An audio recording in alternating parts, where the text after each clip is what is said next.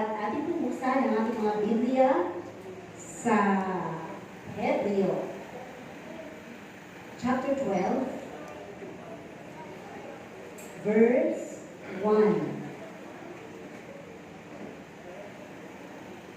Dito natin basahin. Mas malaki. Hebreo, chapter 12, verse 1.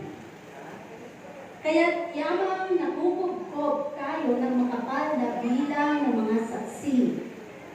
Itabi namang walang liwag ang bawat pasan. At ang pagkakasalang pumipigil sa atin. At ating takbuhin may pagtitiis ang takbuhin inilagay sa harapan natin. Ang titulo ng ating pag-aaral ngayong umaga ay Run the race with endurance. Run the race with endurance. Sino dito ang nakaranas ng sumali sa bilang atleta sa pagtakbo? Nung siya ay high school, elementary, si Brother Jimboy, sino pa? Nanalo ba kayo? O si Ate Ikay? Nanalo ba kayo? O nadapa kayo? So, yun ay isang bahagi sa pag-aaral natin, di ba, na kung sumali at ma-enhance or ma-develop ang personality mo, ay pwede ka sumali sa pagiging atleta. At doon mo makikita ang kakayahan mo kung hanggang saan, no?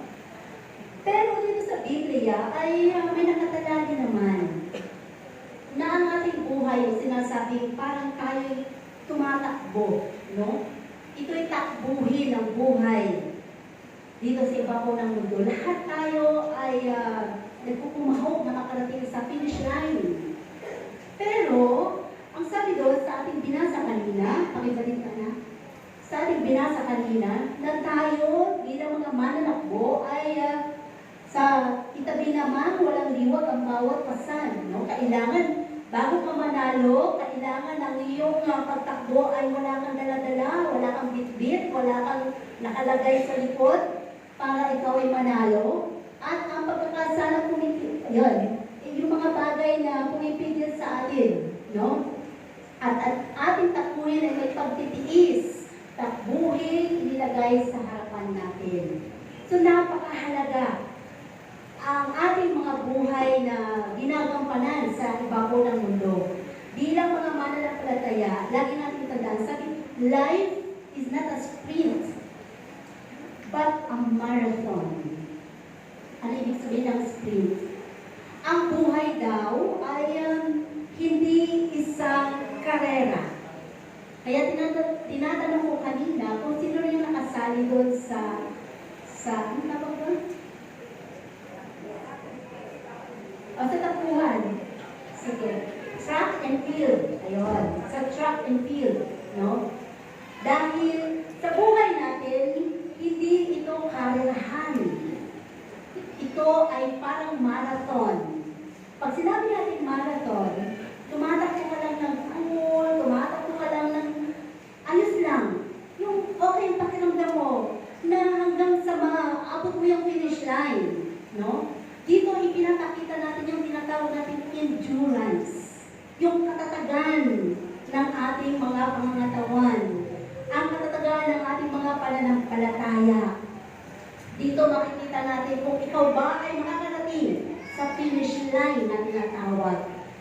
At sabi nga, ang hamon sa atin dapat matapos natin ang ating takbuhin. Kailangan alisin natin ang anumang mga we must remove what holds us back. Yung mga baggages ng buhay natin. Ano ba yung mga baggages ng buhay natin? Kung bakit marami sa mga pananampalataya ay hindi makatakbo. Kung lumalakad na nga lang halos, ay para bang hindi pa makatayo. Because of maybe baggages in their lives, no? Mga baggages ng buhay natin na siya nating inaalagaan, siya nating binibigyan ng focus sa ating mga buhay. So what are some baggages in our lives? Isa dito is the word unforgiveness. Yung bagay na hindi ka mapagpatawad, ito ay isang bagahe na napakabigat. Dahil kahit saan ka man pumunta, hindi mawala sa isip mo yung tao na nakagawa ng mali, kasalanan sa iyo, na hindi mo siya kayang patawarin. Sabi nga, dinadala mo yung mga resentment ng buhay mo na nagpapabigat sa iyong pagtakbo. Ano pa? Ilan sa mga baggages ng buhay natin is the fear and anxiety. Yung takot, yung parang hanggang sa nagkakaroon ka na ng anxiety, nagkakaroon ka na ng mga bagabag, nababagabag ka sa buhay mo, hindi mo na alam kung meron ka pa bang pagtitiwala ang tao. So, nag-worry ka na. You worry because that worry can keep us from trusting God, no? Keep us away from trusting God. Ito yung parang ipinapakita mo na hindi ka kayang kalmahin ng Diyos. Hindi mo magawa magkaroon ng peace sa puso mo because of that fear and anxiety. Ano pa? Mga sinful habits. Kasalanan na tayo na nakakaalam. No? Yung mga kasalanan ng mga bagay na pwede natin itago sa mata ng madla, sa mata ng tao, ng kapwa, pero tayo nakakaalam at ang Diyos ang nakababatid ng nilalaman ng ating mga puso. It weakens our work with God. Ito ay nakakapagpabagal sa ating pagtakbo, sa ating buhay spiritual. Lahat ito, maging ang pride na tinatawag.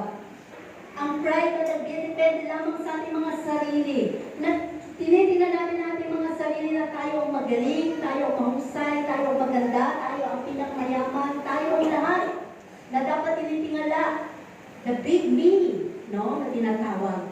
So, napakahalaga na dapat natin sinusuri ang ating mga sarili kung bakit ilang taon ka na bang Kristiyano, parang stagnant lang ang iyong buhay spiritual. Hindi ka lumalago, hindi ka nababago, na even yung character mo ay parang sa halip na matuto kang maging matatag sa bawat pagsubok ng buhay mo, ay hindi mo magawa dahil nagiging stagnant na lang because of that baggages in your lives.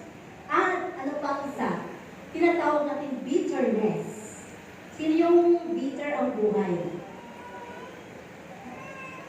Na masyadong bitter. Parang lahat gusto awayin, kaaway. No? Because of that past hurts. Yung mga sakit na naranasan ng bata pa siya, yung mga inapi siya ng bata siya, yung mga karanasan niya sa buhay, maaaring namolestya siya, ni-rape siya, pinagnakawan sila, na nakikita pa rin yung mga tao na gumawa, no, sa kanilang buhay. So, nagiging bitter sila. Pero sabi ng Panginoon, kailangan ma-unload ka doon. Kasi isa yun sa nagpapabagal sa ating buhay, paglalakbay, no, sa ating mundo. Kaya sinasabi dito na lagi natin tandaan, God gave us many examples of faithful men, women, marami na binigay na halimbawa sa Biblia, no, na ang dami nila mga naging baggages ng buhay nila, pero napagtagumpayan at sila yung mga binibigyan natin ngayon ng halimbawa sa buhay natin para tayo maging matatag, para tayo lumakad at magpatuloy sa ating pagtakbo, sa ating buhay, no? Because sabi nga, sa mga binigay na yun, mga examples ng Panginoon sa atin, yung buhay natin ang mag-remind na one day, yung mga pinagdaanan mo ay magiging testimony mo ngayon, no? Sa buhay mo, dahil napagtagumpayan mo ang lahat. Inunload mo yung mga pride, inunload mo yung mga bagay na hindi marapat sa buhay mo, yung mga bitterness, lahat ng galit, lahat ng mga unforgiveness, isinuko mo lahat sa Panginoon. Kaya, ngayon, malaya ka na. Yun ang pinakamahalaga sa harapan ng Diyos. Alam mo, kapag marunong tayo magpalaya sa ating sarili, mararanasan mo ang kapayapaan ng puso. Ang kapayapaan ng puso. Dahil sa buhay natin bilang mga mananampalataya, napakahalaga na yung mga nakapaligid sa atin. Kasi, di ba sinasabi naman, no man is an island. Hindi ka mabubuhay mag-isa. Gusto ko dito na lang ako para hindi na lang ako magkasala, para hindi na lang ako huwag na lang yung magalit sa akin, baka makita sa akin mali. Pero ang sabi ng Panginoon, napakahalaga, no? Ang bawat isa sa atin, ang pagpapalakasan, ang tunay na maipadama natin yung ating love, kung paano ka makikitungo, makikasalamuha sa kapwa mo. At malaki din ang influence ng mga environment natin. Isang bagay doon na nakita ko at nabasa ko. Kasi sabi doon, pumunta ka sa isang palengke at kahit umikot ka sa loob ng palengke, kahit hindi mo hinawakan ng mga isda doon, paglabas mo, anong amoy mo? Diba? Amoy palengke ka, amoy isda ka. Pero pumunta ka sa tinatawag natin perfume shop, no? Perfume shop. Sa tindahan ng mga pabango, kahit hindi ka bumili, paglabas mo, ang amoy mo ay parang mabango ka, di ba? Ibig sabihin dito, ipinapakita lamang na yung environment around us is a part of our lives. Ibig sabihin, pwede tayong ma-influensyahan, no? Pwede tayong malagyan or maengganyo sa buhay natin. At lahat ng mga ito ay magbibigay sa ating meaning sa buhay natin. Maring simple lang na example yon, pero sinasabi nga nito, yung environment mo slowly becomes a part of you. Nagiging kabahagi ka na doon sa environment na kung ano man ang pinagkakaabalahan mo, ano man ang pinasok mo, ano man ang binigyan mo ng focus sa buhay mo.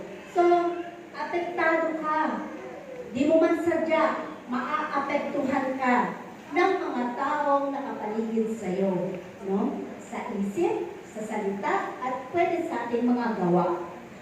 If you surround sa mga taong mareklamo, nakaranas na kayo doon.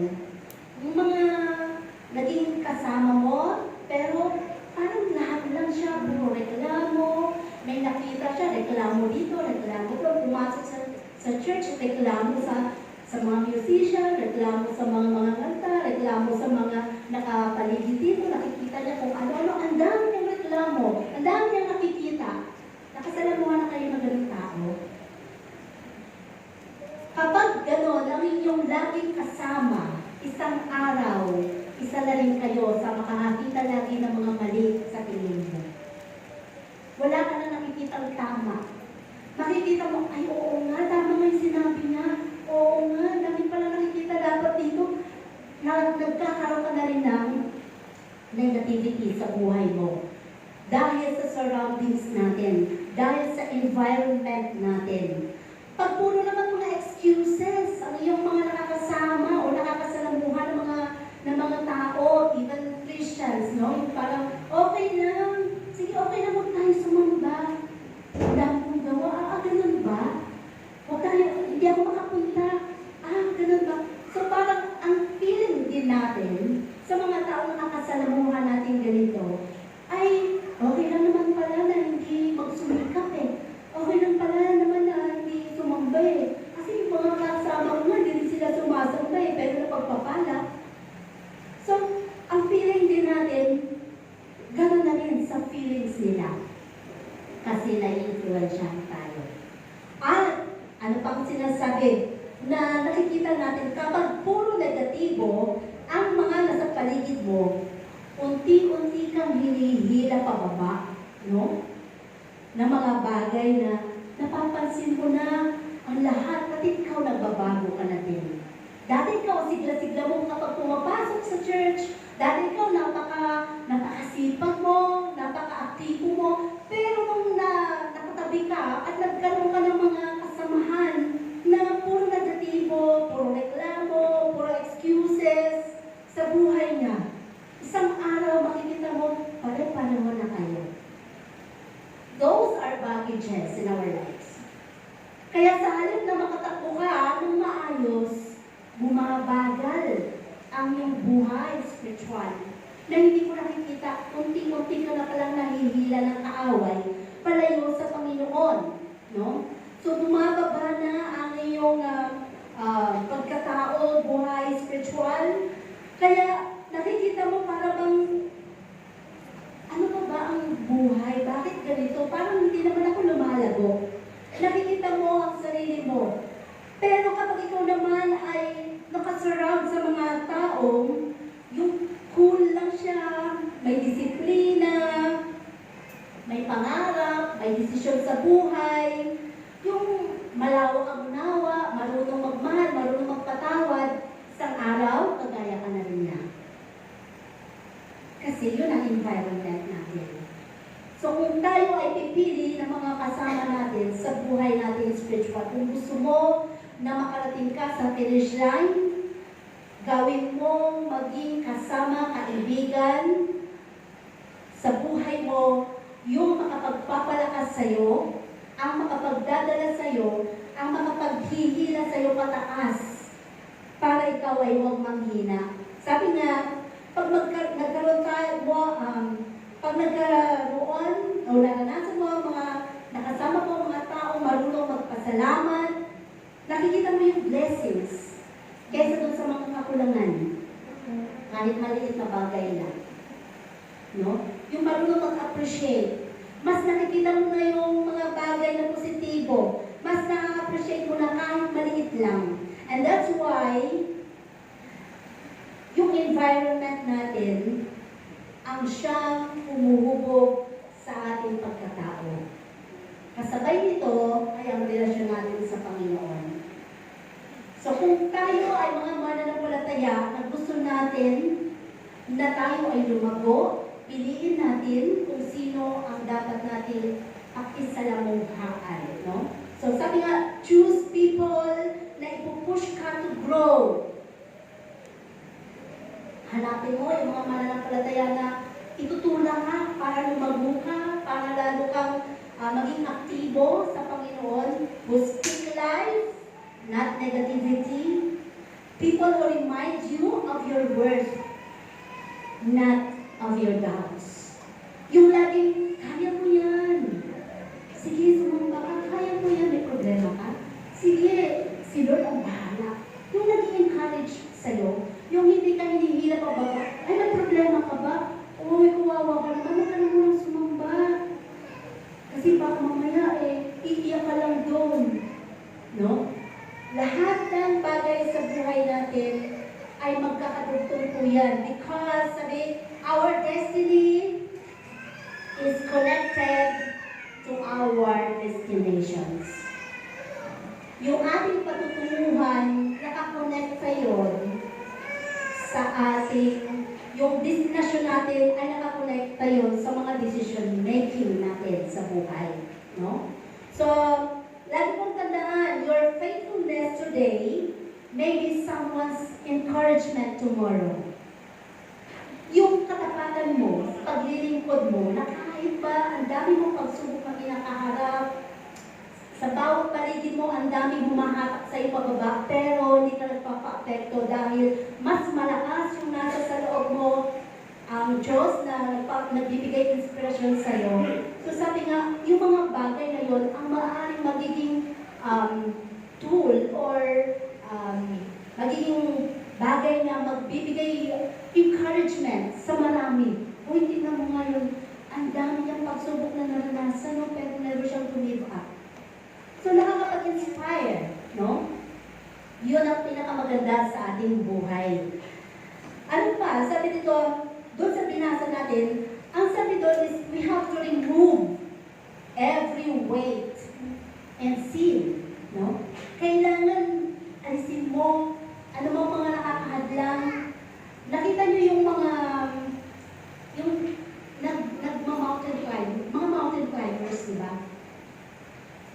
ba nila yung napakalaking backpack sa likod? Di ba hindi? Wala sila halos mga dala. Siguro kung magdadala man sila ng mga damit, yung mga dry fit lang, yung mga magagaan, no? Yung pagkain, yung mga madali lang kainin, madali buksan. Hindi yung mga, ay naku, pupunta tayo sa bundok, kailangan dami natin dala kasi baka magutom tayo, walang tindahan doon. Ganun minsan tayo, di ba? Sa buhay natin, ang dami nating mga pasakarin. Pero sa Panginoon, ang hinahanap lang ng Diyos sa atin dito is, yung ikaw na naglalakbay, kasama mo ang Diyos. Dahil yon, ang Panginoon, ang siyang magtutulak sa iyo at magbibigay sa iyo inspirasyon para makarating ka doon sa pangako ng Panginoon. So sabi, some things are sinful while others go destruction. Marami kasi mga nakaka-distract sa buhay natin. Diba?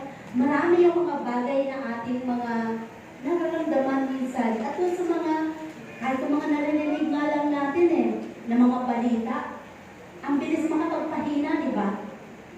Eto na ikaw, kahapon lang, napaka-aktibo ka sa church. May narinig ka lang ngayon na sobrang balita na parang masyado kang dinown ng isang kapwa mo.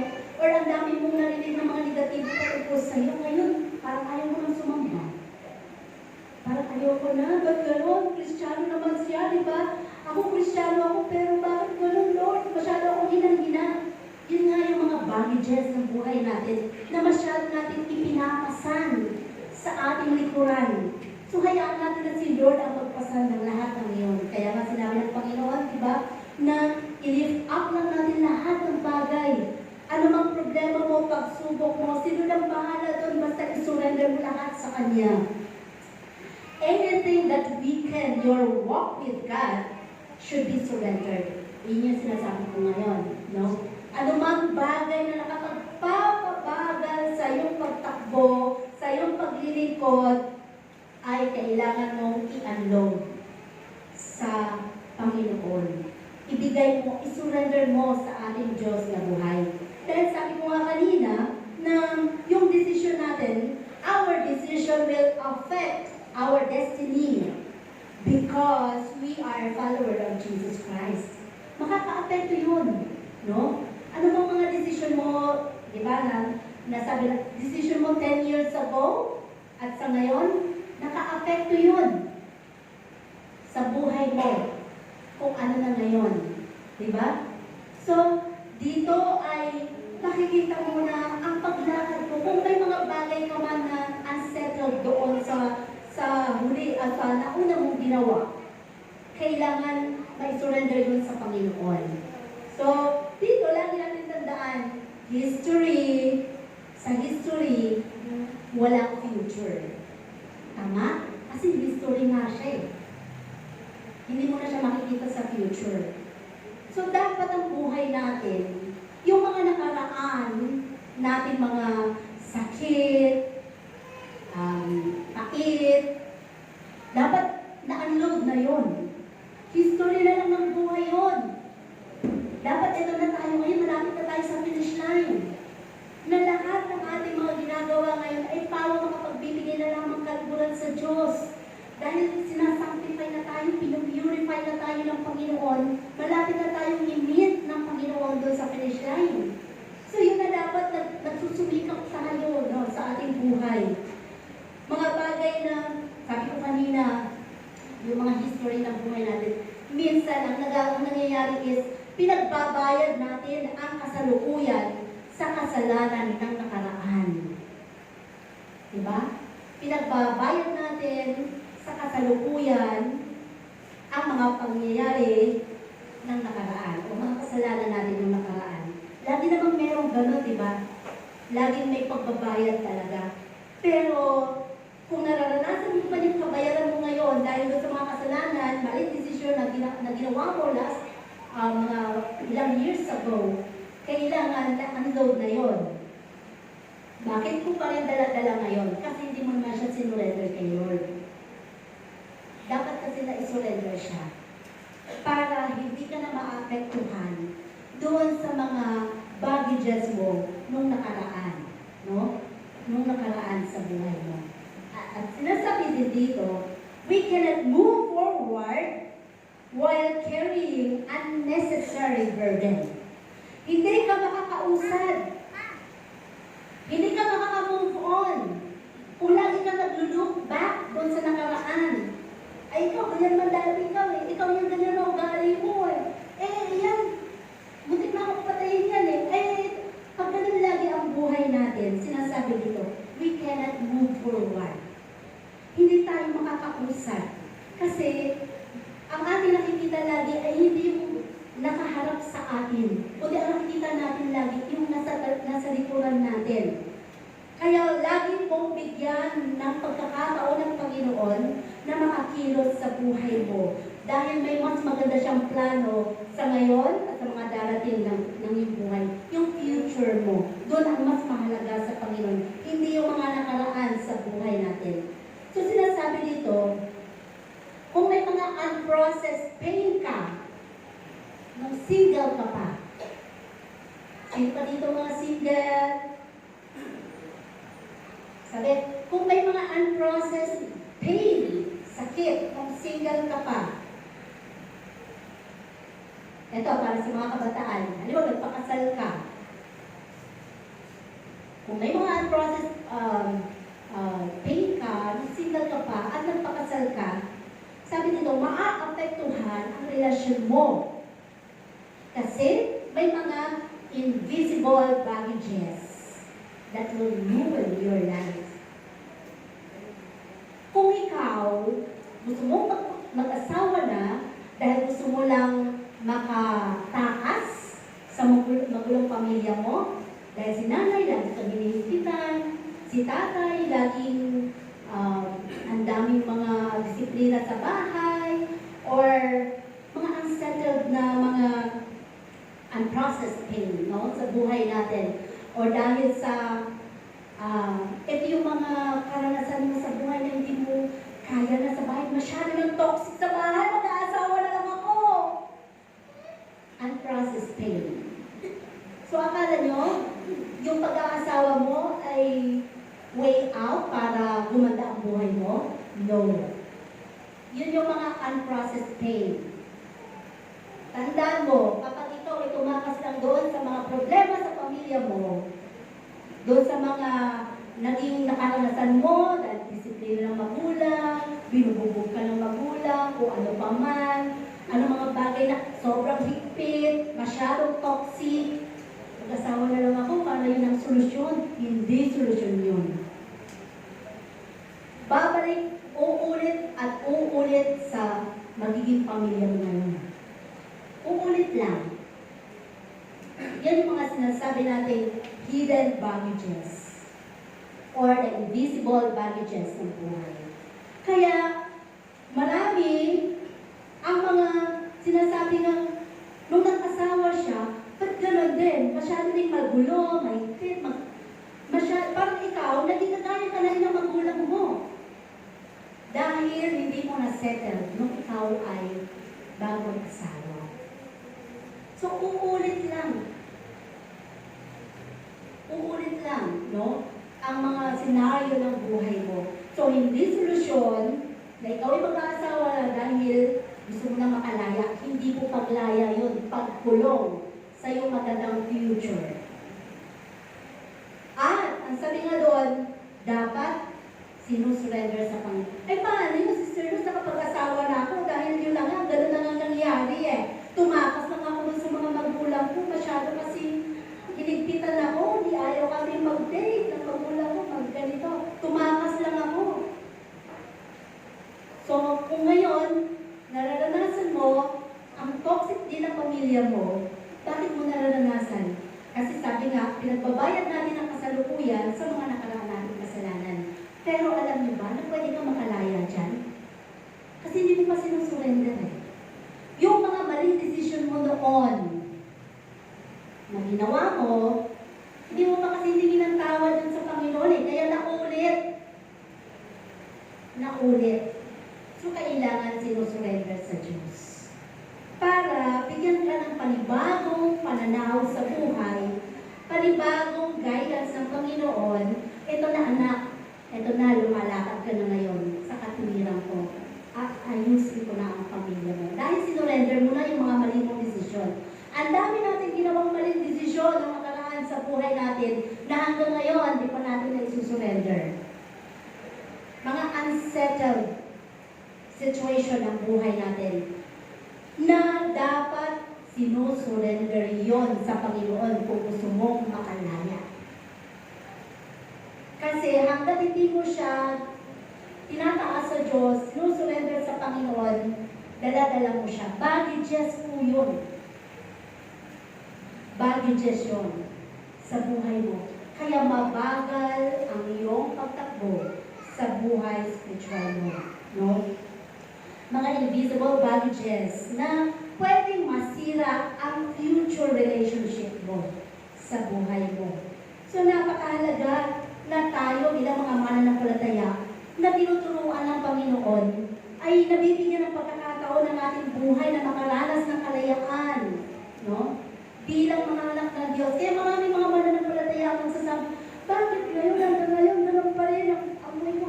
Puno-puno pa rin ako ng galit. Yung galit ko sa nanay ko, yung galit ko sa tatay ko, yung galit ko sa magulang, sa mga kapatid ko, yung galit ko sa mga kaibigan ko, andito kasi hindi mo ginigil ka. Dapat sinusurrender para ikaw ang unang-unang makakalaya at magkakaroon ng kapayapaan ng puso. At kapag naranasan mo yun, sigurado ako, ang Panginoon ay hindi siya magdadalawang isip para ikaw ay bigyan ng kapayapaan or peace of mind, no, sa buhay natin. So, sinasabi na dito, spiritual growth requires daily repentance and surrender. So, lagi sinasabi din, kailangan may daily repentance tayo kasi everyday sa buhay natin, lagi tayo may nagagawang mali. Hindi ba natin sadya o sadya, before we sleep, dapat, or doon sa oras mismo kapag nakagawa ka ng kasalanan, alam mong mali, dapat meron agad conviction sa puso. Diba? Na, ay, naku Lord, nasabi, parang nakapagsalita ako ng hindi tama doon sa kapwa ako, na naku, sorry Lord. Mga ganon. Hindi yung iniipon pa, ay mamayang gabi ko pala nihihin ng tao, eh paano ko namatay ka ngayon? Yung kasalanan na gawa mo ngayon, eh, yung pa pala nakapagdala sa iyo sa impyerno. Diba? So, depende yun sa conviction ng banal na espiritu sa iyo. Kailangan mabilis tayong mag-aksyon, no? Dahil ayaw natin na bigyan ng kalungkutan ang banal na espiritu sa buhay natin. So, sabi dito, spiritual growth requires daily repentance. Diba? Sa buhay mo. That because a healthy relationship is a result of a healthy individual. Kapag ayos ang buhay mo, relasyon mo, wala kang stress. Wala kang dinadala. Magkaroon ka mo ng mga sakit o karamdaman parang, magaan lang kasi alam mo, mayroong Diyos. Hindi mo siya baggage na dala. Ang bigat, hindi ako makahinga. Paano ba ito? Parang may dumadagan, parang ang mundo pasang-pasan. Because of that baggages, no? Hindi healthy ang iyong buhay, spiritual, ang iyong relasyon, hindi healthy. So, yung result nun, ikaw ang unang-unang makaapektuhan. Di ba gano'n naman minsan sa buhay natin? Kahit wala kang sakit, pag nakaramdam ka ng parang negatibo, parang bumigat ang pakiramdam mo. Dahil isa yun sa nagbibigay sa atin na pagbagal sa ating buhay spiritual. No? So, you must be to be healthy. Kailangan tayo muna. Individual muna natin. Hindi pwede, ikaw, ayusin mo ang buhay mo, ikaw, magpatawad ka nga. Ikaw, hindi ka naman nagpapatawad. Sabi nito, tayo muna. Patawarin mo rin muna sarili mo sa mga guiltiness na maaaring nagawa mo, no? Para makalaya ka. Kasi hindi tayo makapagpapatawad sa kapwa natin kung tayo mismo sarili natin hindi natin napapatawad. Kung may mga unforgiveness sa buhay natin at dala-dala mo siya, ibig sabihin, sarili mo, meron kang guiltiness. So, kailangan yun ay isa sa isusurrender natin sa Diyos para yung bagahe na yun ma-unload sa atin. No? Yun ang gusto ng Panginoon sa buhay natin. Dahil sabi ng Panginoon, we have to run with endurance. So, hindi naman tayo minamadali ng Diyos sa buhay natin. Sabi ko nga, sa takbuhin, hindi naman pabilisan. Hindi siya pabilisan. Kaya nga, parang marathon lang ang buhay. Kailangan dito, kaya nga sinasabi, hindi siya quantity, kundi quality. Yung may kalidad ang buhay mo. Na habang nabubuhay ka pa, huwag mong sayangin yung lakas mo, yung buhay mo, na binigay sa iyo ng Panginoon. Kailangan ikaw ay tunay nga matatag sa harapan ng ating Diyos. No? Sabi dito, do not compare your race with someone. Yung kasi minsan tayo, mahilig tayo magkumpara sa buhay ng iba. Ba't siya? Ang sipag-sipag. Ba't ako, hindi ko magawa yun?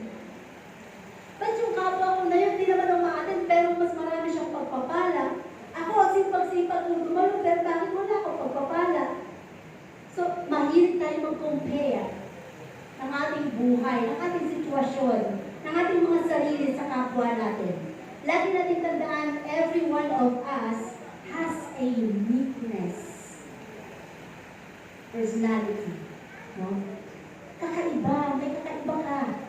Iba ka, ibang pagpapala ng Diyos sa bawat isa sa atin. Iba ang plano ng Diyos sa buhay ng bawat isa sa atin.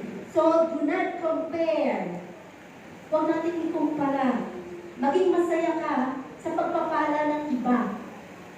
Maging masaya ka kung ang mga ibang mga kamanggagawa mo ay lumalago. At pwede mo rin silang maging inspirasyon, no? Para lumago. Huwag yung, kaya lang naman lumalago yan, kaya lang naman masipag yan, kaya lang lahat kung ano-ano na negatibong sasabihin natin. Pero sa Panginoon, hinahanap lagi ng Diyos sa atin yung puso natin na malinis sa harapan niya.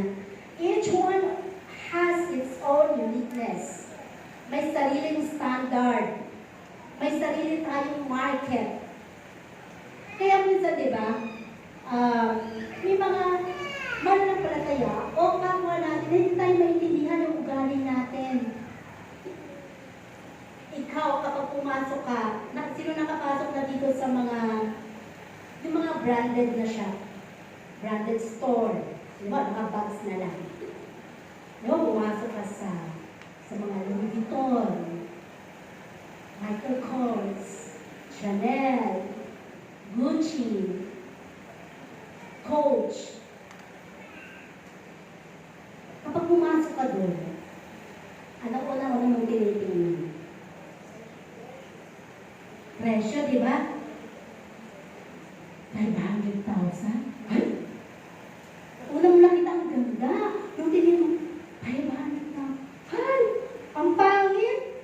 Pangit agad kasi mahal, di ba? Para lang mabigyan mo ng ma-justify mo sarili mo. Ay, pangit mo na yan. Pangit eh. Pero yung mga, sabi nga, pwede ka bang magsabi doon sa branded store na yun, pwede bang matawaran yun? Pwede ba? Hindi naman palengke yun eh. Sa tingin mo kaya, ibababa ng tindahan na yon ang kanilang market para lang sa'yo? Para makabili ka? No. Yun ang market nila. Yun ang brand nila. Kasi, ang mga pagtahi pa lang ng very intricate, masyadong pino, yung ginamit ng mga leather, masyadong mas mahal. Kaya ganun kamahal. Pero yung mga artista, yung mga mayayaman pag pumasok sa mga branded store na yun, tinitingnan ba nila yung price? Hindi. Ay, yan, pakiabot. Ito pa. Baliwala sa kanila yung price na kanilang kukuhan. Bakit? Afford kasi nila, di ba? At yun ang market nila.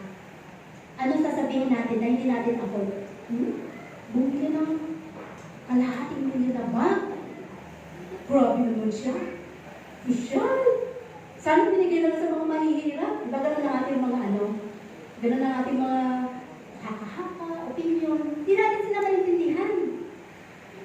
Kasi ang mahal-mahal, biro mo, 250,000, 100 million, o 1 million na ba? Bibili, isang tag lang yun. Ang yabang na agad, di ba? Eh, market nila yun. Wala tayong pakialam sa kanila. Afford nila yun. Huwag tayo nagagalit sa kanila. Sila yun. Ibig sabihin, gano'n din sa loob ng church, di ba? Minsan, pag may nakita ka, kung magdamit parang kung si yabang na agad. Eh, market niya yun eh. Doon siya masaya. Huwag ka nagagalit. Hindi naman siya ano sa'yo eh. Kung magpo-post lang, magdadrive lang, pupunta lang sa ipopost na. Eh di mo kong tingnan. Diba? Market niya yun, doon siya masaya. Kumakain lang, kakain lang ng galong ulam, ipopost pa. Eh, doon siya masaya eh. Ba't nagagalit ka? Yun ang ibig sabihin natin. Hindi tayo minsan maintindihan. Kasi may kanya-kanya tayong uniqueness. May kanya-kanya tayong character ng pagbubog. So, ganoon din sa buhay spiritual natin. Tingnan natin, maging malawak ang unawa natin. No? Maging malawak ang unawa natin. Ay, sino ba yan? Ay, ang pangit naman. Ay, malay mo, maganda yung ugali mo. Diba? Kasi may kanya-kanya tayong brand na tinatawag. Iba-iba ang ating paghubog, pagkatao. So, ang ating lang mga mata at ang ating mga bibig ang mapanghusga. So, ayaw ng Panginoon yun ay mga baggages. Pinoproblema mo pa yung problema ng kapwa mo. Saan kayo papunta yun? Nag-drive. Kung nasa highway, saan kayo papunta? At kung problemahin mo kung saan siya pupunta, bahala siya. Diba? Problema niya yun. Ang mahalaga, mabuhay ka na may kapayapaan. Huwag mo pinoproblema ang problema ng kapwa mo para hindi ka magkaroon ng stress. Ang mahalaga, pagbutihin mo ang paglilingkod mo sa Panginoon. Baggages yan. Hindi ka makakausad.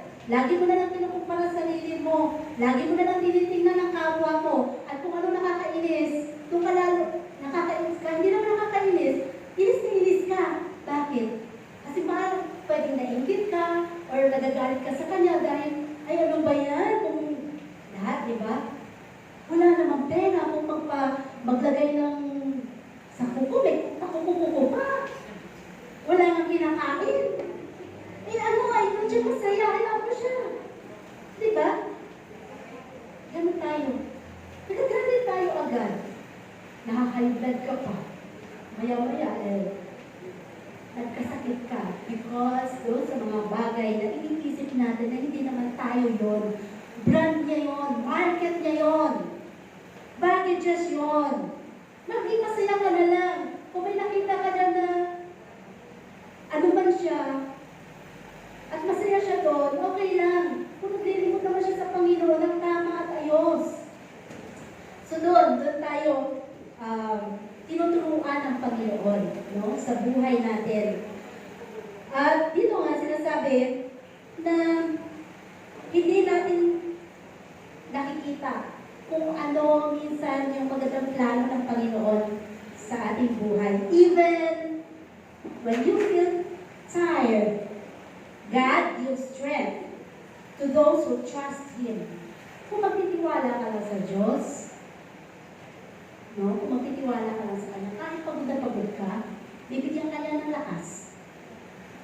Kahit parang hindi mo na siya kaya, yung pagsubok na kinakaharap mo, pero pag sinurrender mo siya kay Lord, parang pag kinabukasan, parang feeling mo, ano nangyari mo? Parang ang daan ng pakiramdam mo, kasi kasama mo si Lord. Yun ang ibig sabihin doon. Kasi hindi na kung nagbubuhat ng baggages mo, si Lord na. Wala kang anumang mga iniisip na mga negatibo sa buhay mo. So, identify and remove distractions from your spiritual life. Ano bang mga distraction? Ano bang mga bagay na lagi ko sinasabihin makapagpapabagal sa buhay mo? Pwede bang love na lang? Parang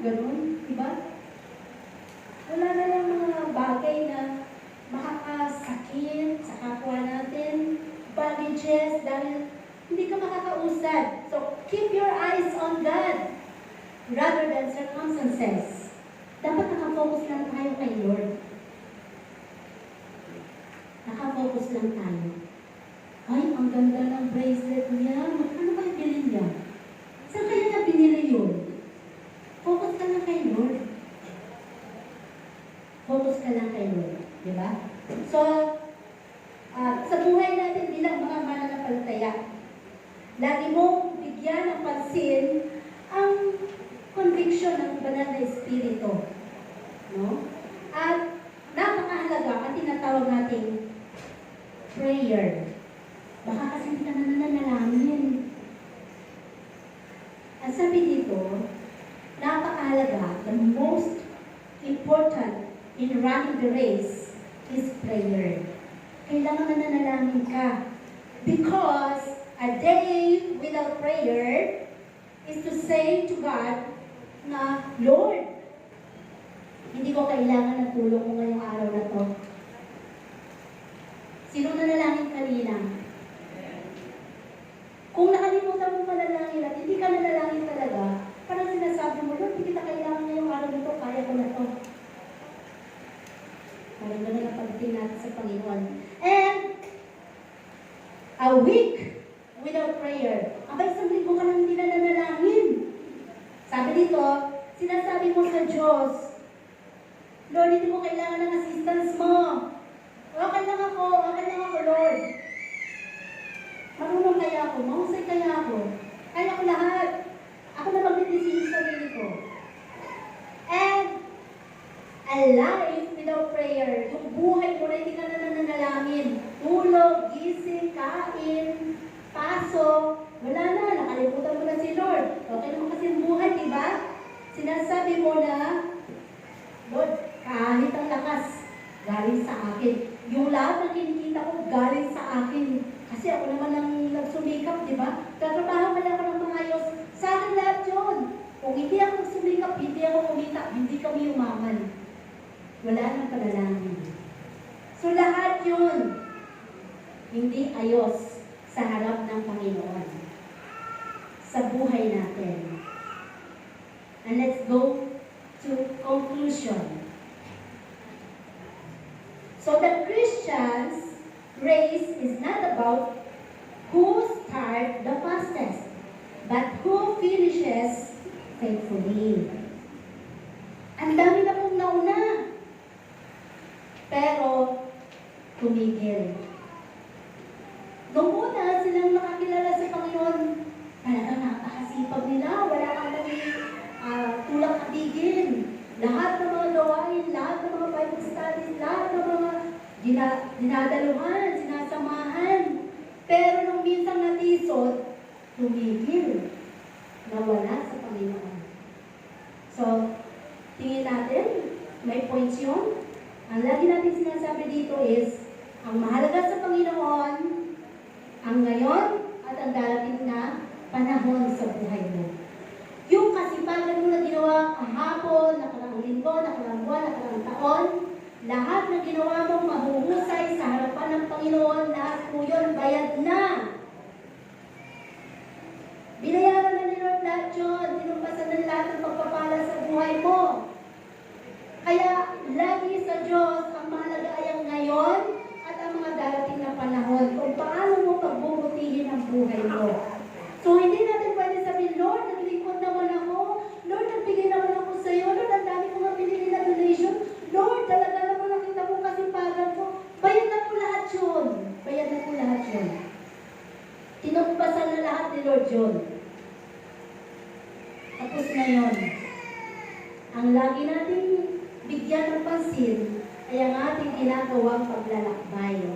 Ang ating journey ngayon hanggang sa tayo makarating ng finish line. So, hindi pa bilisan, no? Kailangan makarating ka sa finish line faithfully ng may katapatan sa Panginoon. Natanong mo na ba sa sarili mo? Lord, ano ba ang parang nakapagpapabagal sa akin? Dahil ba doon sa mga naririnig ko? Dahil ba doon sa mga nakikita ako sa loob, parang hinuhusgahan ako. Burden mo yan. Baggages mo yan. Hindi ka lalago dyan. Ang paglilingkod ay individual. Ang ating kaligtasan ay individual. So, kailangan magsumikap tayong lahat, no? Ano bang bigat na nagpapabagal sa iyong pagtakbo? Sa iyong lakbayin? Suriin mo ang puso mo, kapatid. Suriin mo. Saan bahagi ba ng buhay mo? Parang nung nakita mo sarili mo na parang umagal ka. Parang bumagal ang paglalakbayan. Lagi mong tandaan, yung tumawag sa iyo ay ang Diyos na magliligtas sa iyo. At haharapin mo pagdating ng panahon. Sa oras na tayo ay haharap na sa Kanya. Ang sabi na lang is, we have to keep running. Takbo lang. Takbo ka lang, pero hindi pabilisan. Kasi sabi na, the fastest race is not the safest race. Yung tumatakbo ng mabilis, ay, sabi, hindi safe yun. Pwede kang madapa. So, huwag magmadali sa plano ng Diyos. Antayin ang right timing ni God. Habang ikaw ay nag-aantay sa right timing ng Panginoon, na andyan ang paglilingkod mo, na masaya ka, nagagala ka, binibigay mo ang the best na paglilingkod mo sa Diyos na iyong nakilala. Keep trusting. Magtiwala ka lang. Huwag ka magtiwala sa tao, sabi. Huwag ka magtiwala sa tao dahil ang tao pabago-bago. Magtiwala ka sa Diyos. Magtiwala ka sa Kanya. Dahil siya naman talaga magbibigay sa iyo ng pag-asa. And keep your eyes on God. No? Keep your eyes on God. Looking unto Jesus, the author and the finisher of our faith.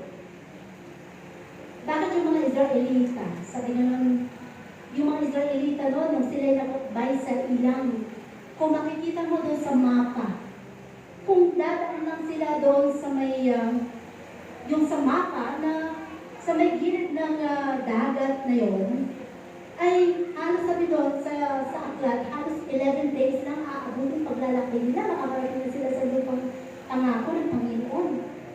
Pero bakit? Niligaw pa sila ng Diyos? No. Hinayaan sila ng Panginoon na dumaan sa daan na kung saan ay daan ng Panginoon. Kasi kung doon sila sa shortcut na yon, dumaan, maaari silang mapahamak. Dahil na andon ang mga Piliseo, mga Palestines. Eh, di ba yun yung mga kalaban lagi, mga Israelita? Maraming marami sa kanila ay mamamatay at hindi matutupad ang pangako ng Diyos. Kaya dito sila dumaan.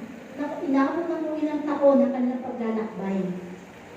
Dahil sa paglalakbay natin, doon mo makikita ang mga magagandang plano ng Diyos sa buhay mo. Nagtataka ka ba? Buhay ka pa ngayon? Ang hindi.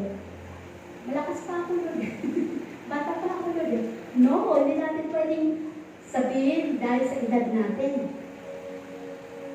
Magala ka dahil may buhay ka pa. Dahil may lakas ka pa. Na binibigyan ka pa ng purpose ng Panginoon bakit ka nabubuhay. At yung buhay na yan, gawin mong mabuti sa harapan ng Panginoon. May purpose pa ang buhay mo, maglilingkod ka pa. No? Kahit talingan ka ng doktor at sinabi ng Panginoon, hindi, bubuhayin ko pa yan. Dahil may purpose pa yan eh. Maglilingkod pa sa akin yun. Yun ang isang bagay na dapat mo pasalamatan sa Diyos. Kailangan tayo bilang mga mananampalataya magtiwala at huwag mong hayaan na tayo ay mauwi lamang sa wala ang lahat ng ating mga ginawang paglilingkod sa Panginoon. Ngayon, tanungin mo ang sarili mo. Okay, Okay na ba yung buhay ko ngayon? Yes naman. Mas marami ng bagay ng naranasang pagpapala ngayon kaysa nung nakaraan nung hindi mo pa siya nakikilala. Diba? Doon sa journey ng buhay mo, hindi mo pwede sabihin na pinabayaan ka ng Diyos. Kahit na dumating ka sa napakabigat ng mga pagsubok. Ang mahalaga doon is hindi ka iniwan ng Panginoon. Ngayon, bilang mananampalataya na nagpapatuloy sa Panginoon, ang kailangan mo lamang mag-unload, mag-surrender ng iyong mga baggages sa Panginoon para makalaya ka at mabago ang takbo, ang ruta ng buhay mo at makarating ka doon sa tinatawag na finish line.